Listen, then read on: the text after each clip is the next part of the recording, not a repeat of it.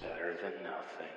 Hello, everybody, and welcome back to Squat Cobbler. This is episode 62. We're about to launch into another prisoner exchange. I am Mike at Official Pagan on everything, and of course, joining me as always. Hi, everybody. This is Kelly at KELLYTHUL on Twitter and Instagram. Now, Kelly and I have done a few of these prisoner exchanges. I've thrown a few things at him that I didn't really know how they were going to land, but I have to say that this is one of the ones I'm most interested in hearing his feedback on. And just a little backstage spoiler for you guys, a little behind the scenes info. Kelly did warn me that he has 2.5 pages of notes going into this thing. So I actually don't know if that's good or bad yet. Yeah, this is super interesting on a lot of fronts because comparably, the one we do after this will be Graham Parker Struck by Lightning.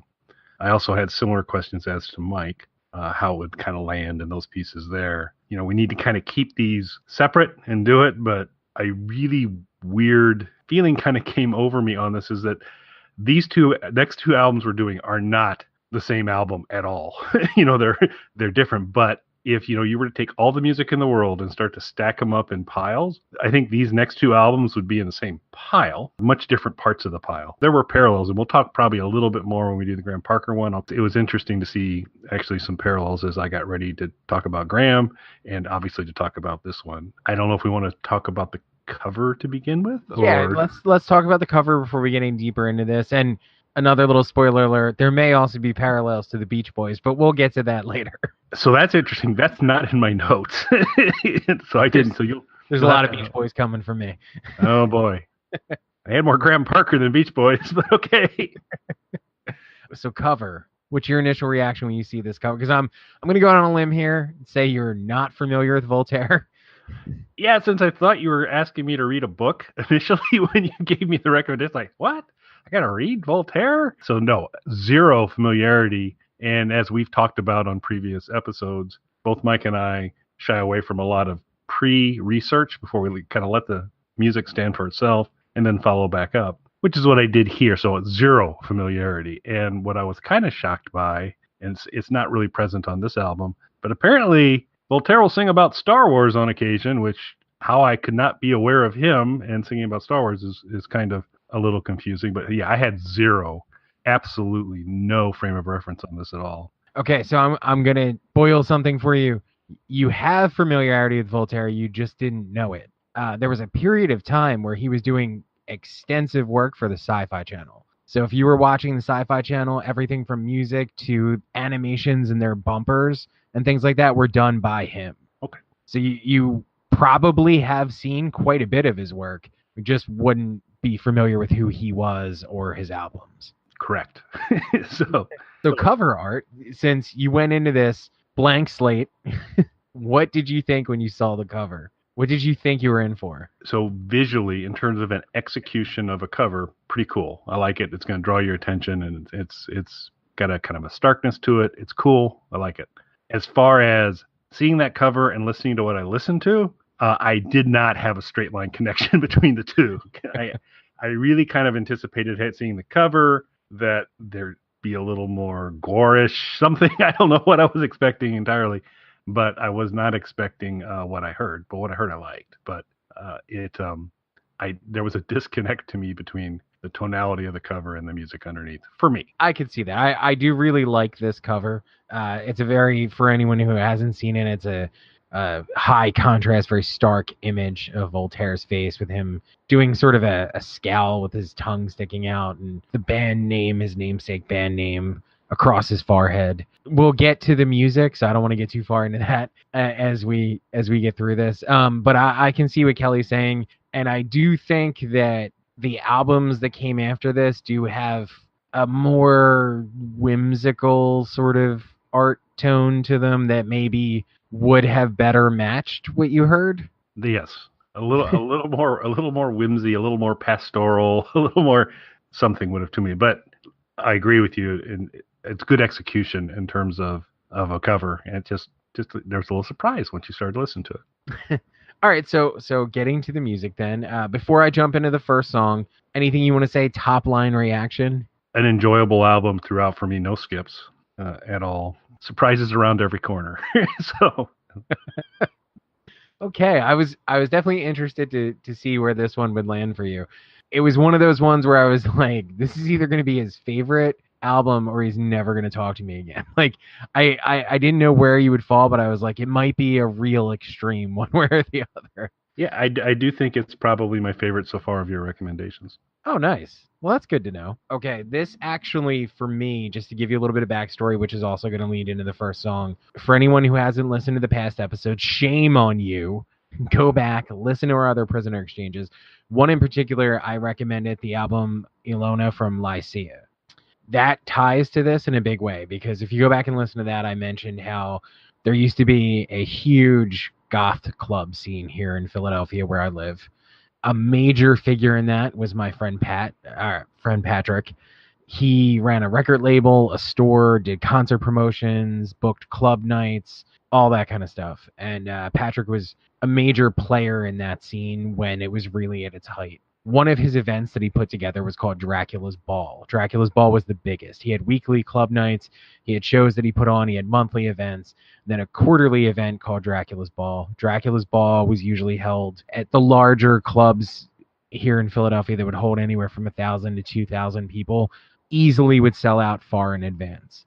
One of the events that I went to, I would go to all of these events that Patrick would have, being a good supportive friend. And it also was awesome because I got to meet great bands and I was introduced to a lot of people and a lot of things that ultimately panned out into things later for me when I got more seriously into music. One of the early events that I went to, he let me know excitedly in advance that Voltaire was going to play. I didn't know who this was. I had seen his CDs though. He had this album out and I remember seeing the cover. Again, this is not necessarily the music I would have expected, but I remember seeing the cover on the CD in Patrick's store. So I told a couple of my friends about this and they got extremely excited because I knew that they knew who he was and they had listened to the band. So they got really excited. So I always went to Patrick's events, but this time I was going like 10 people deep into this already sold out event. So we get in and Voltaire takes the stage. I have no idea what's about to happen. For all I know, this is like a death metal band or like a really hard-edged industrial band. I have no idea what I'm about to see. So he comes out on stage, he starts talking to the crowd. One of the things that struck me right off the bat, I don't know where you fall on this, Kelly, and I'm not sure if this is something we've discussed on the show or off the show. When you go and see a band or a performer live, do you like it when they kind of just stick to the songs and get as much material out as they can? Do you like it when they talk to the audience a little? Or are you one of those guys who wants to hear like a 45-minute backstory before they start a song? So I'm definitely not the latter, because one, you're only going to pick up about half of what it is anyway, and I am here to hear the music. Obviously, as anyone who listens to this show knows quite well, Mike and I are gigantic Alice Cooper fans, and Alice, beyond the very tail end of the show when he's maybe introducing the band and stuff, there's no interaction with the crowd. It is just song, song, song, go, and I like that quite a bit.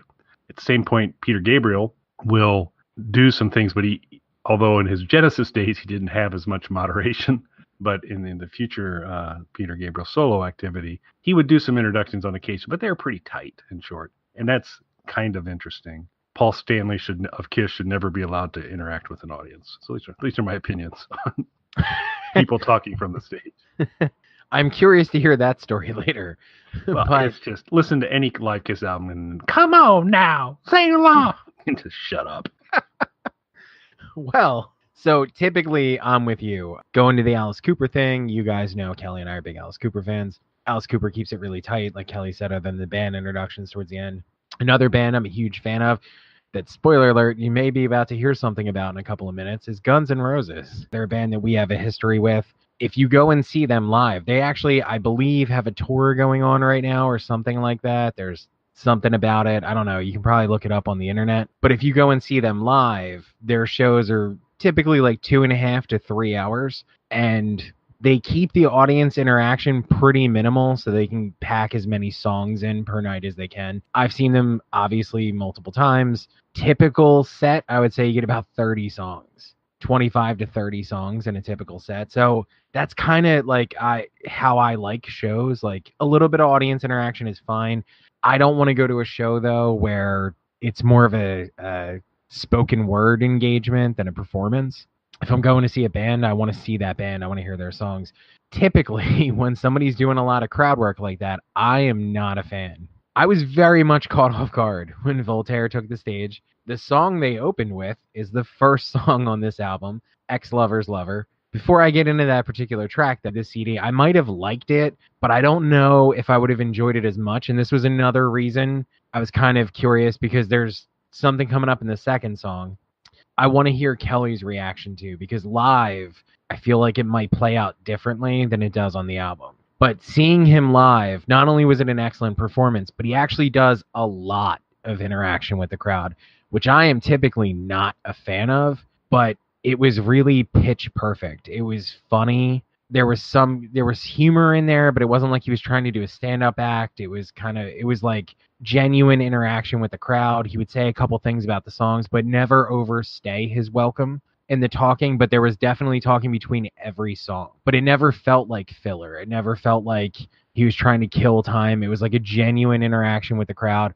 I really, really enjoyed it, and that's not my thing. So for somebody who likes that kind of stuff, go out and see Voltaire now, the second his tour comes anywhere near you, because you will love it. But the song that he kicked the show off with, and again, I had no idea who was coming, was the song Ex-Lover's Lover. Now, to describe Voltaire's sound, and Kelly, I don't know if you disagree with this or have any notes on this. I would say it's like a dark cabaret music. I'd throw a little Irish in there too, Irish folk as well. I'd keep the dark. I'd absolutely keep the dark. Well, in keeping with the dark, so the song that he opened with is Ex-Lover's Lover, which is the character. So particularly on this album, a lot of the songs are about relationships, good and bad, mostly bad. Yeah. Mostly about relationships gone bad. And in this particular song, the character in the song runs into his ex-girlfriend and her new boyfriend.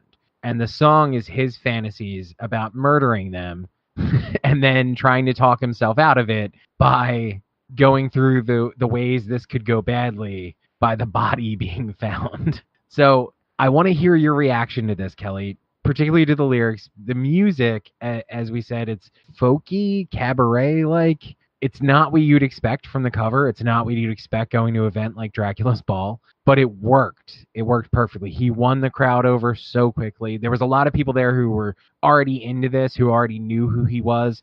I was brand new to it when I saw him. This album came out in 1998, so when I saw him was probably 99.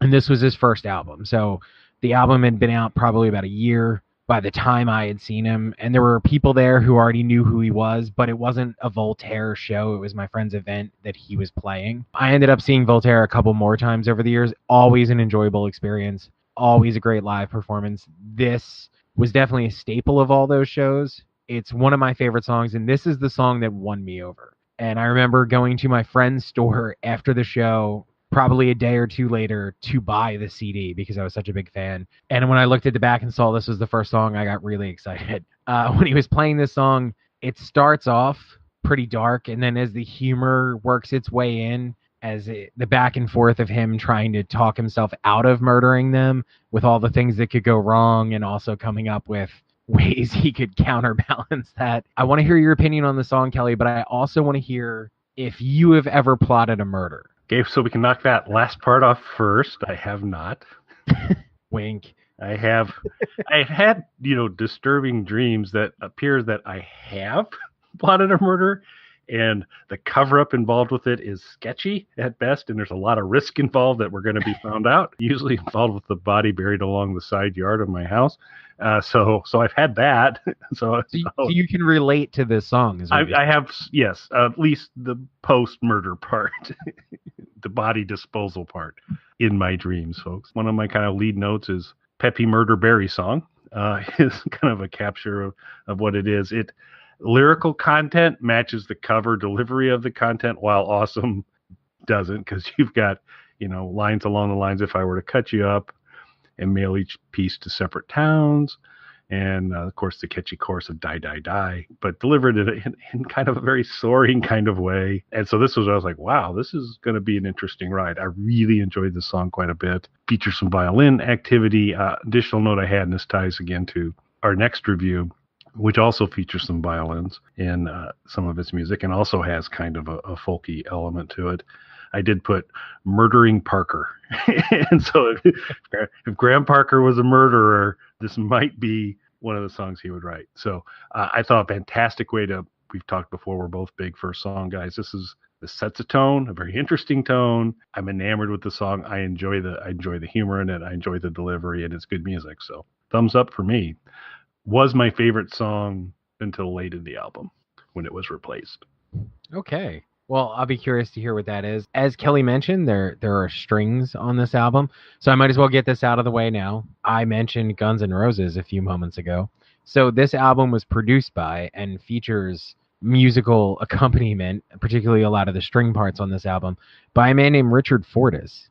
So for anybody who doesn't know, I've worked with Richard Fortus before, and he is in this little-known garage band called Guns N' Roses. The way that I became aware of him was this album. Oh, cool. So I had heard this. I really liked the production on it because it was on a small label. It was on Project Records. I don't know time-wise. I don't want to put anything, but it, for a period of time, was being run out of my friend's store. And they had this guy, Richard Fortus, produce this album, and he also contributed some of the strings and stuff to it. Richard was in a band called the Psychedelic Furs, who had a couple of hits on their own. And then somewhere around this time, he struck out on his own and had a huge, huge hit with a cover of the Smiths song, How Soon Is Now, that most people mistake for the original because it's almost identical. I believe the reason the cover came about, if I'm correct, was a licensing issue. There was a movie called The Craft that wanted to use it, and they couldn't get the rights to the original, but they could do a cover of it. So that's how he was commissioned to do the cover for it. And shortly after this album came out, he joined the band Guns N' Roses and has been in that band ever since. And somewhere along the line did a song with me, which I'm sure is his career highlight. So clearly. Check right. Wikipedia, I'm sure it's mentioned. Yeah, I'm sure that's the other stuff is way below that. Like if you look up Richard Fortus, I'm pretty sure like on his official bio, it's like worked with Pagan, and then like somewhere multiple paragraphs under just talking about me, it's like, oh, also is in Guns N' Roses. He is the longest running guitar player of the band Guns N' Roses. He joined them shortly after this, and this is how I know him. A lot of people believe that whole collaboration came about because we were on the same record label. It actually came about because of my friend's shows here in Philly and this record. So this is an important, not only do I love this record, but this was something that became a big turning point for my band because obviously once we started working with them, we got a significant amount more publicity, all because I went to this show and saw this band play years before that. So I'm a big fan of this record in a lot of ways. Now, what's interesting, this album makes a really hard transition on the second song. It goes into a song called Anniversary. Anniversary, tonally, as I said, most of this record is about relationships, not usually in a positive light. Would you agree with that, Kelly? I would agree. Yeah, I would agree, absolutely. Not necessarily like healthy, happy relationships. The song Anniversary, though, is more or less like a ballad about a positive relationship. Because I saw this live, and most of these songs were a part of the set, along with a few songs that are found on the album that came after this, a year or two later. This song live, and again, because you're not listening to them back to back, it's kind of broken up because he does a little bit of talking in between them, works really, really well. So I'm curious to hear your opinion of this because it's definitely like almost a sappy ballad. Doesn't necessarily fit tonally with anything else that's on this record because it's very sincere and straightforward and happier. Live, it works really well to kind of break things up. On the album, though, and again, this didn't really affect me because of the way I initially consumed them. It comes right in between two songs that are very different. So for you, hearing it for the first time on the album, did it work well? It did. Now I'm taking it in. And so there was tone established in the first, pretty clear tone established in the first song, which is departed from a lyrical perspective, musically akin. I mean, we still got kind of the, whether you want to call it Irish folk or cabaret, whatever. There's still that element kind of carrying forward. to it. So no real big disconnect in terms of the sound I'm hearing. Less murder, actually no murder in this song. You have a good album when you can gauge the songs based on more or less murder. Level of murder content. Rolls right along. I really like the vocal delivery on this song. It's kind of interesting towards the end. There's some tempo changes that occur that are a little reminiscent of kind of later era XTC. Not quite as new wave poppy as XTC, and they had the Beatle thing going too. But as I got to that last part where there was some kind of tempo changes going on, I thought a little reminiscent of that, but a really intriguing, enjoyable song. Intriguing to see a pretty stark departure in terms of content and tone. I enjoyed the song quite a bit as well. Yeah, I really like this song. I don't want to give anybody the opinion otherwise. This is actually a favorite of mine among Voltaire songs. I was just curious to talk to somebody who didn't see it in a live setting where it's a little more broken up and there's more of an ebb and flow to the live show. Coming straight from Ex-Lover's Lover into this, I was just wondering if that was a jarring shift in tone that pulled you out of it or not. So unexpected, but then I kind of go, so now I know what to expect, which is unexpectedness. Well, moving right along, the third song, Parade. This is an interesting one. Again, another one that was played. Almost all of these were part of the live show, along with a few tracks that wound up on the second record. What I like about this song is the verses have, compared to what we've heard, a more stripped back tone to them, just vocal, a little bit of guitar to move it along. And then it goes into this big, almost sing-along chorus. Again, another relationship story. What did you think of this one, Kelly? So definitely picked up on kind of the shift of delivery, where the first two songs, again, musically were akin. This starts to shift a little bit in the delivery, kind of what you talked about in terms of that. So that was interesting. Of everything I listened to this, there's zero skips. So it almost comes down to filter what song would I want to kind of listen to immediately again. First two songs absolutely fit the bill on that. This was one that I was like, oh, I enjoyed that, but I can easily move on to the next song. So I just kind of like, not as standout to me as the first two songs, still very enjoyable. I like the change in delivery, the Don't Rain on My Parade kind of lyrical content in there, kind of interesting as well. So an interesting song, and I like it. I felt the first two were stronger and pulled me back a little bit more, but I did enjoy this song as well. Yeah, I can see that. I definitely think the first two songs are so strong, and there's some later that are, as in my opinion, as strong as those, that this would be one of the weaker songs on an album, though, that to me is filled with strong songs. There are no skips for me on this album. This is one of those albums I can just put on and let the entire thing play through. So here's where I'm going to lose everybody and make a bunch of people mad. Relax. Hey, Nirvana stole the intro, The Man Upstairs. I know, calm down, Nirvana fans. I like baiting Nirvana fans because I think they're a little bit over serious. But the intro to The Man Upstairs is identical to the intro of a Nirvana song. Here's the thing, though. Neither one of them stole it from the other one. So for any of you guys who haven't heard this before and you hear this and you get all mad because it sounds like he's ripping off Nirvana because Kurt Cobain was already dead by this point, so obviously it's not the reverse. That Nirvana song that you're thinking of was unreleased until after this album. It was something that they dug up to use as a bonus track on something, so no one had actually heard it. If you listen to the two tracks side by side, though, the intro is almost identical. There's only a slight difference between them. Moving past that, though, this is another song that I like. Basically, the content of the song talks about dealing with your neighbors in an apartment building, particularly neighbors that you're not particularly fond of. I have lived in apartments. I've had some weird interactions with neighbors. I had a neighbor who, because of their actions, got me locked in my apartment for a while because they somehow kept mistaking my apartment for theirs and broke their key off in my lock. So I was trapped in my apartment. I had another neighbor who blew themselves up, smoking with an oxygen tank, nearly killing everyone. So I've had some weird experiences with neighbors, so this is a song that I can relate to. I'm curious to hear your thoughts on this, Kelly, and also, have you had any weird neighbor stuff? Yeah, in the apartment days, had a neighbor call the police on us as we were refinishing the basement because too much banging downstairs in the kind of side-by-side condos. So that was special. We did have my roommate at the time. Neither of us were light-footed, We tended, as we would walk through a room, to have concussive footsteps through there, which apparently the neighbor below assumed we were holding wrestling matches up in our apartment. And came home one evening from work, greeted with a note that, "Hey guys, my wife is pregnant," which I believe is pregnant, but I'm not. I'd say what?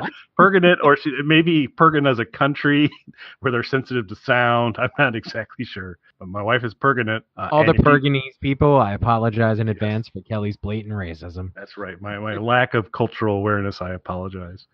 Could you please stop wrestling each evening? So they're my neighbor stories. We're back to murder, more murder.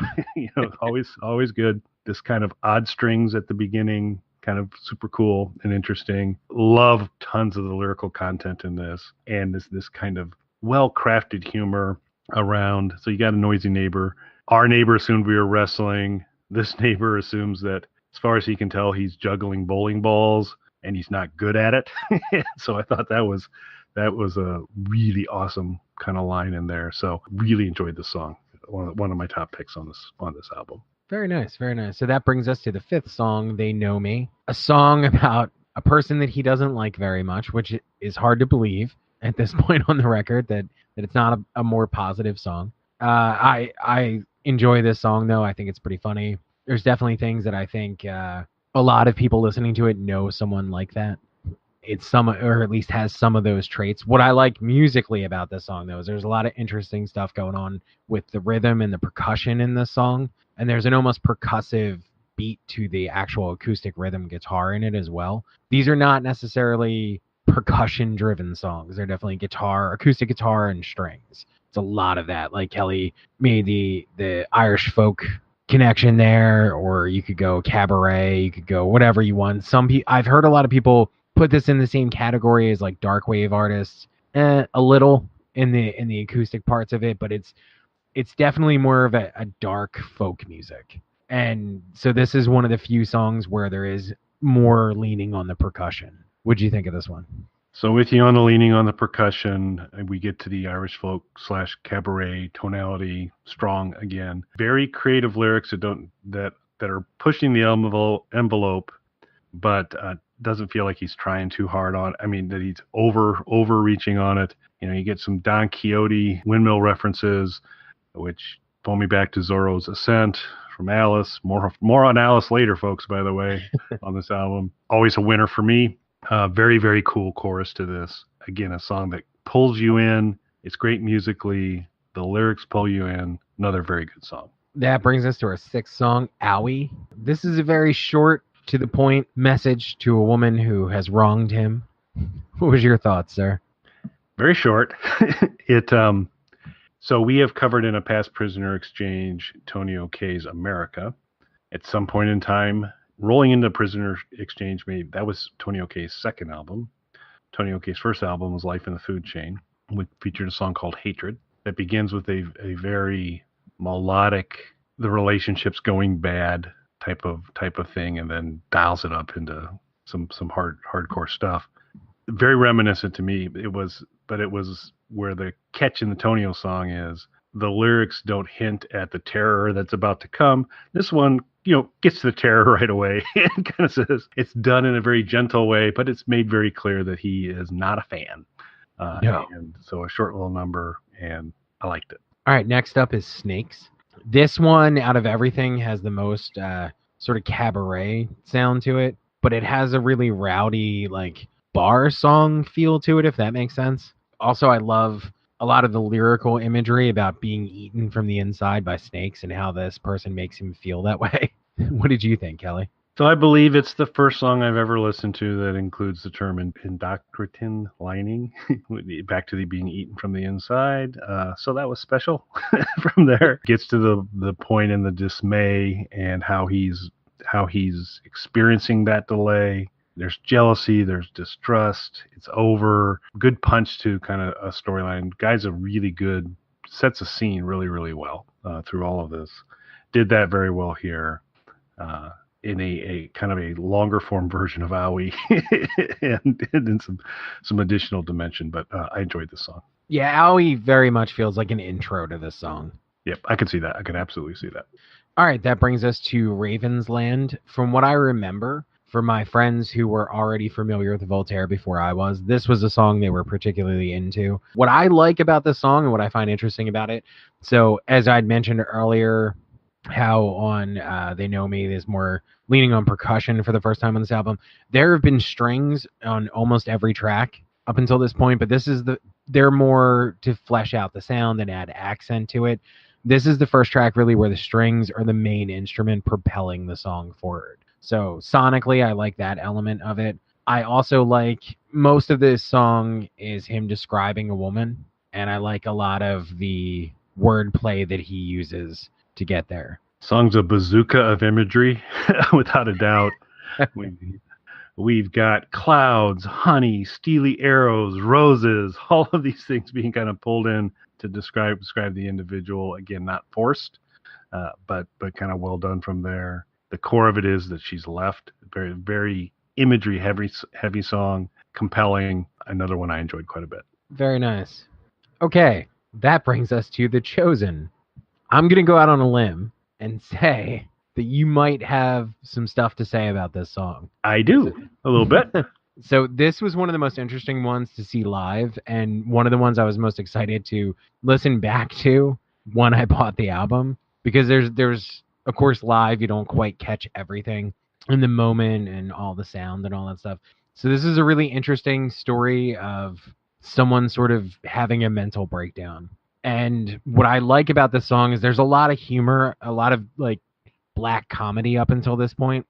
This song is sort of a changing of the tide where it's definitely, there's humor in it, but it's a darker themed song. So it's more of like a nervous laughter type of humor. Yeah, there are some parts of this song that are funny that I absolutely do not want to ever be caught laughing at.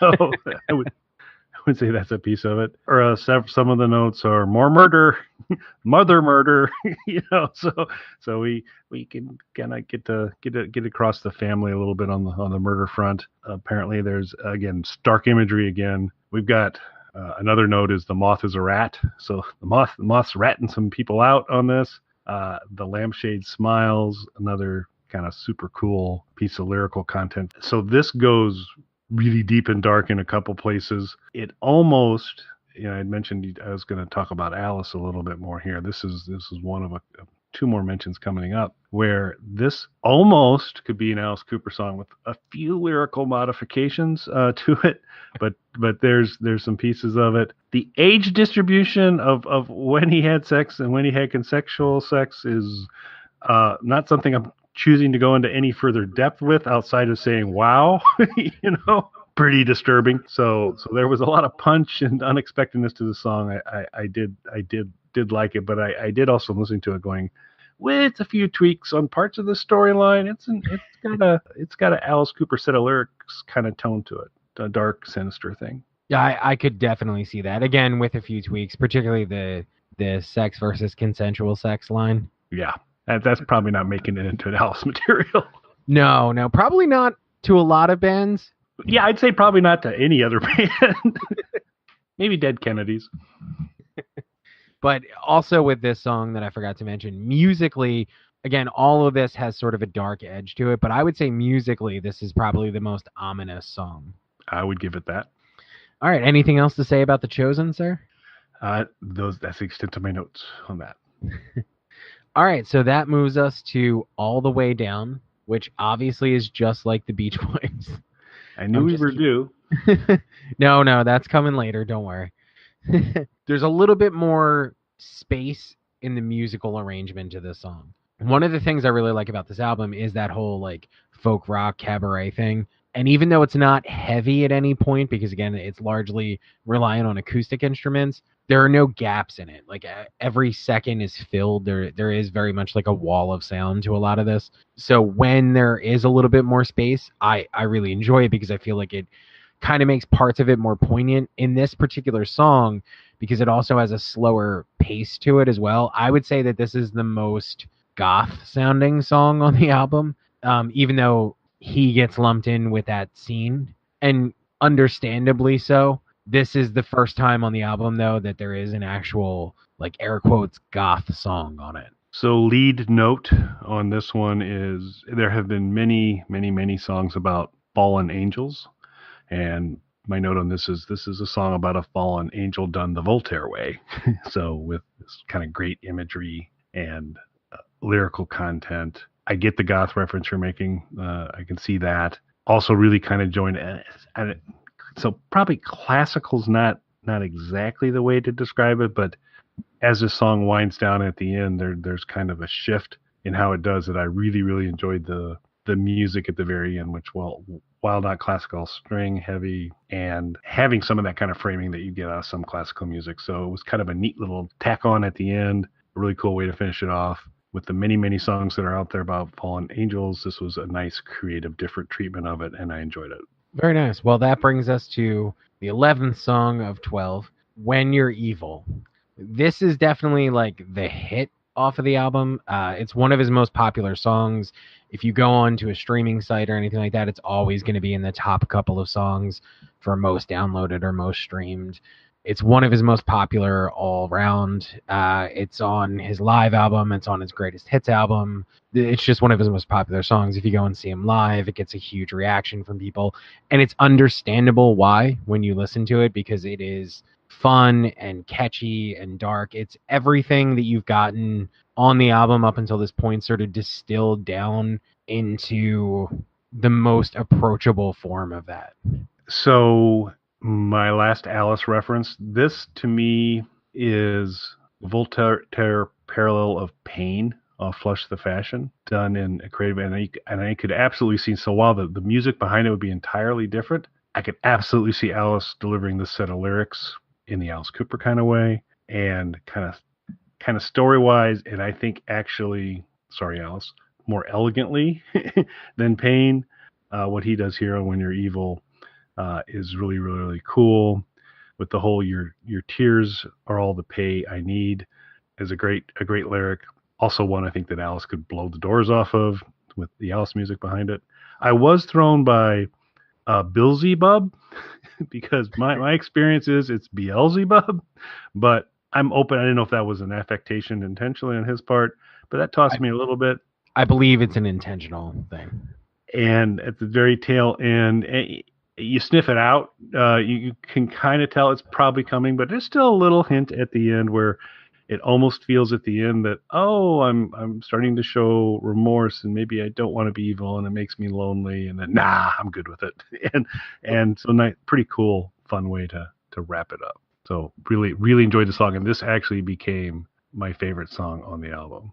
Well, it's a favorite among most of his fan base. This is easily one of his most popular songs, and he's released many albums since then, and this is still, when I went on Apple Music today to give it a quick run through, because I haven't listened to the whole thing straight through in a while, this was currently the #1 song on there. That brings us to our closer, which is Shalom, which is a cover. It is a reworking of the traditional Jewish folk song. I feel like this one catches people off guard.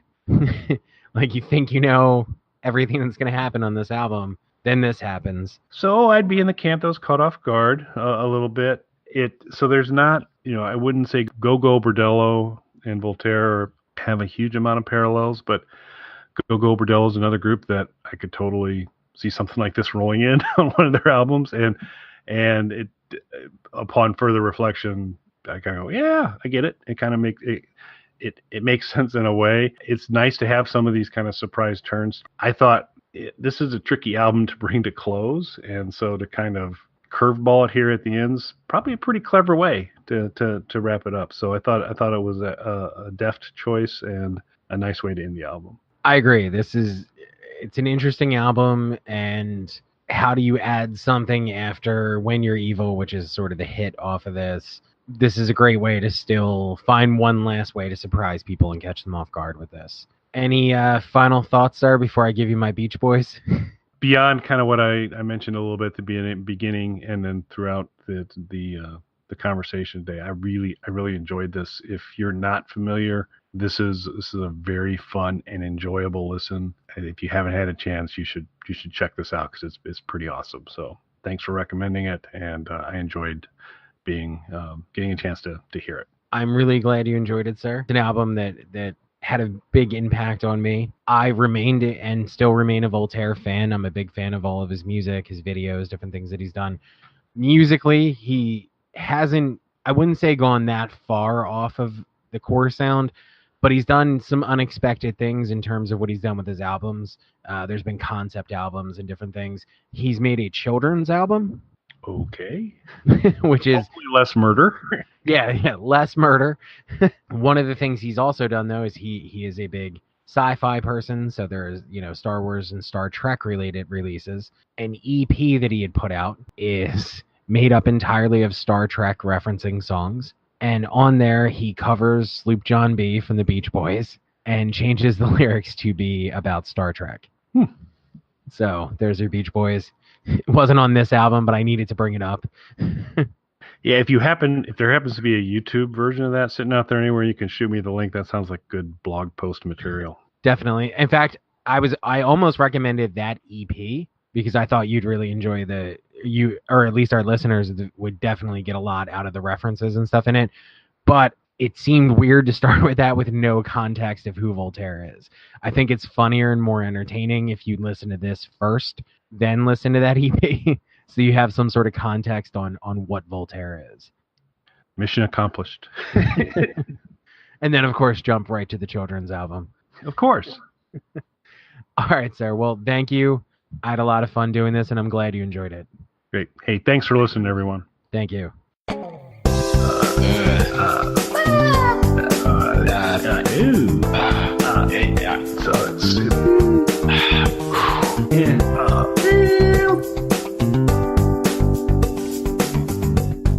right, I'm going to stop the broadcast.